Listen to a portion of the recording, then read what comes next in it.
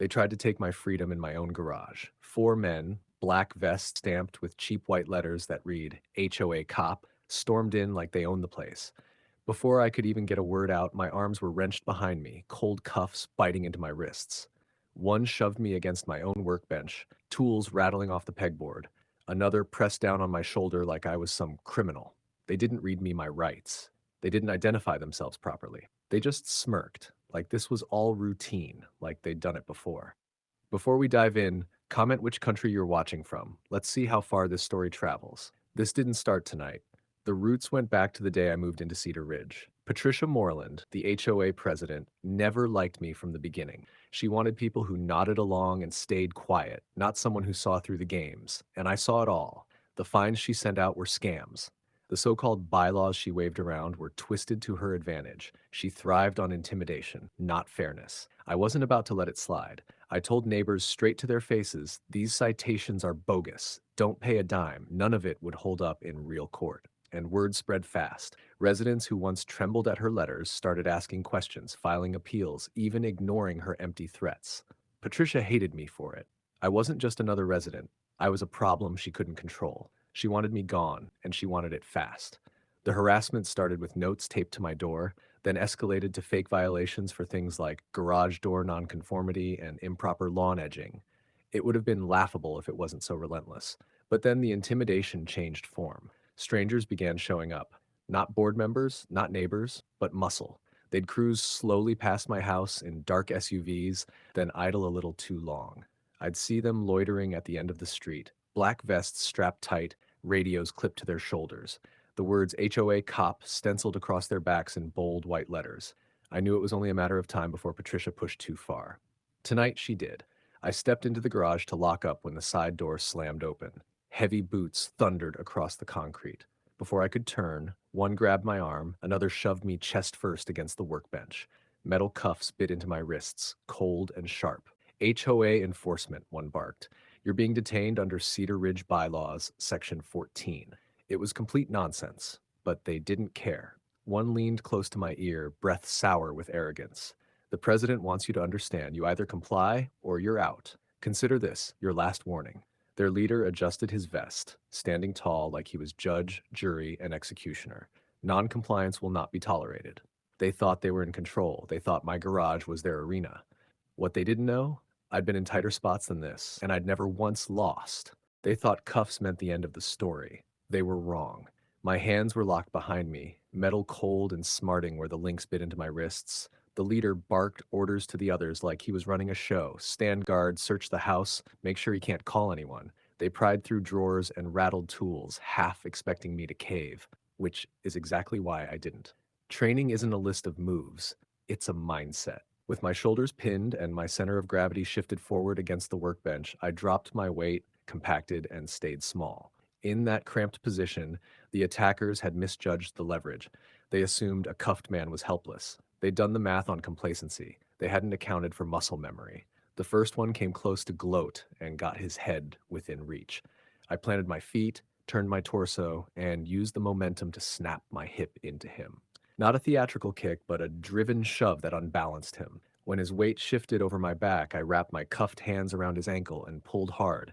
His stumble carried him forward and he crashed into the toolbox, metal clanging. Surprise is a weapon people forget to respect. It bought me a second. I pulled my upper body free enough to hook an arm around the nearest unmanned board and leapt into a low scramble.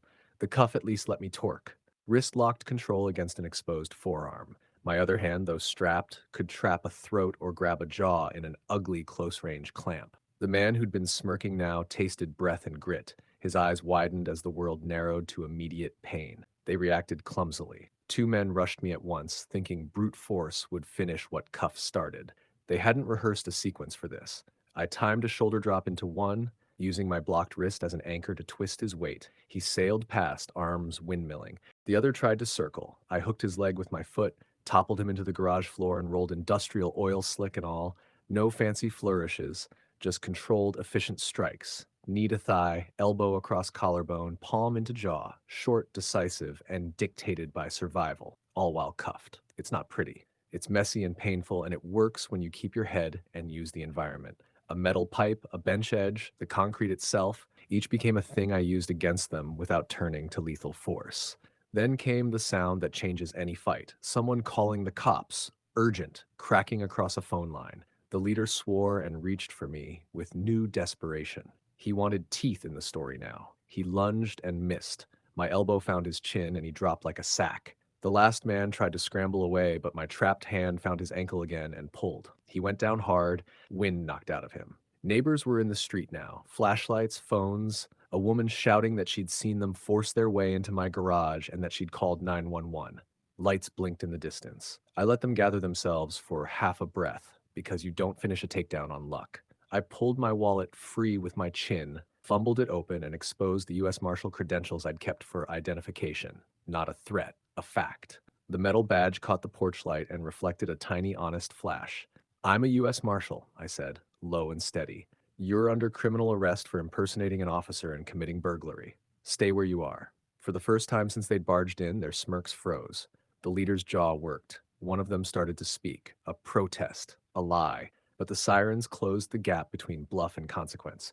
The men glanced at each other, at the approaching lights, and for once, they had no next move. If you're enjoying this HOA story so far, like and subscribe because the story is only going to get better. The takedown's done, but what's coming when the deputies arrive? That's the part you don't want to miss. The deputies pulled up with lights slicing the dusk. I stepped back, hands still cuffed behind me, but my voice, even when I spoke, U.S. Marshal, on duty. The lead deputy took my credentials, thumbed the badge, and his tone shifted instantly. "Get those restraints off him," he ordered. Within seconds, the steel clicked free, and blood rushed back into my wrists. I flexed my hands and steadied my breathing, nodding at the officers.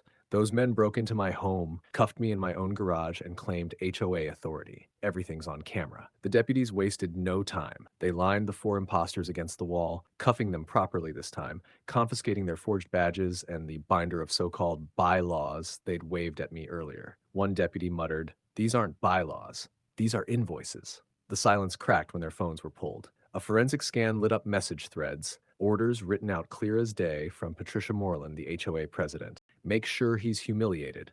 Cuff him if you have to. He won't fight back if you look official." Another text. "Once he's dealt with, the rest will pay their fines quietly." When Patricia herself was brought in, she tried to bluff it out. "They acted alone," she scoffed. "The HOA never sanctioned this." But the deputies slid her phone across the table, showing her own messages glowing on the screen. Her face drained of color. Those aren't mine," she stammered, "except they were." Alongside the fake citations, auditors uncovered her entire scheme: inflated fines for lawn violations, parking tickets on public streets, even monthly security fees that were never deposited into HOA accounts. Neighbors who'd been too intimidated to speak finally came forward, waving receipts for hundreds of dollars they'd paid under threat of liens. The law was ironclad. Under 18 U.S.C. 912, impersonating a federal officer is punishable by up to 3 years in prison. The state added charges for false imprisonment, cuffing me in my own garage, and burglary for entering my property with intent to intimidate. Patricia's text tied her to conspiracy,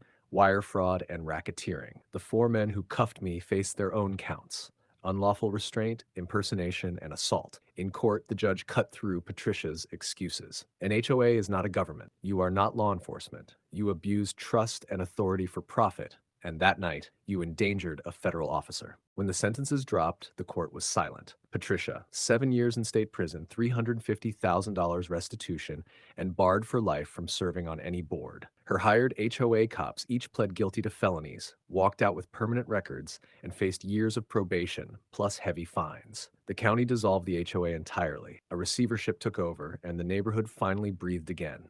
They tried to make me a prisoner in my own home, but all they did was sign their own sentences.